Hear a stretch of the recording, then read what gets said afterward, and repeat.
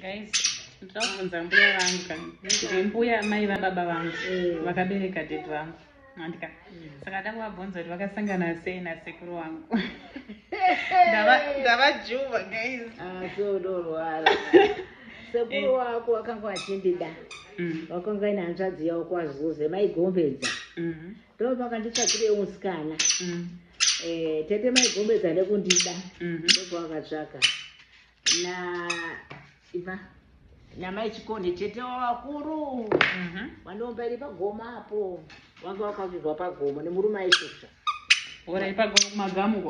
Ayo uko kumakabvana ko uko Alright. Pamusoro pedombo ndipo wakavakirwa wamba yawo tete wakuru.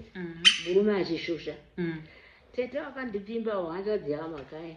Ipo wakaenda kuna tete madziwa ndinoda musikana. Akati kune musikana unzi Vheni yaMachemedza ini ndinobuda.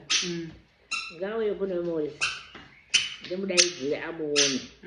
Ndopaka kwandaidzira ndikaenda kwaChikoni. Kuna tete. Saka mwana wa tete takudaidzira mukomana akamisa bhasikoro rake panzama. Ndiye shamwari yekukuda akati inini here. Ndikati kwamandifuta kudaro. Ndindadii.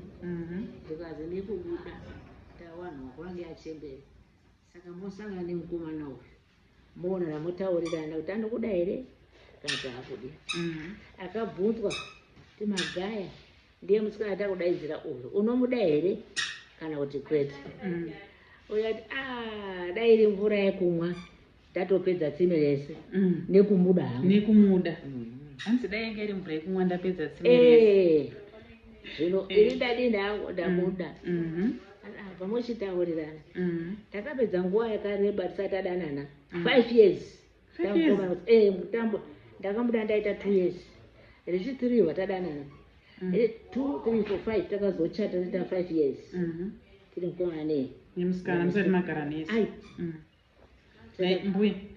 Muchaikukonzeresa kuti muite 2 years muchingopfimbwa musingabvuvi. Kwakaenda. Andina basa naye. Saka pamadana 2, 3, 4, 5 years. Vatazochata. Sekuru wangu wakanaka here. Unoziva zvembenya. Pane mapirisi akanaka fani. Mbenya chaiyo. So nekurwara bako wakaita. Saka mbuya pamairambira vachikupfimba for 2 years mai vada nyu nechemoyo asi maida kungoti vashande chete. Ndizoti akasimba here kuzondida.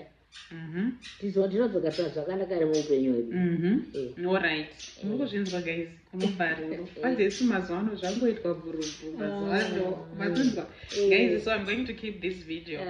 Yemasanganiro akaita sekuru wangu nani. Nambuya vangu.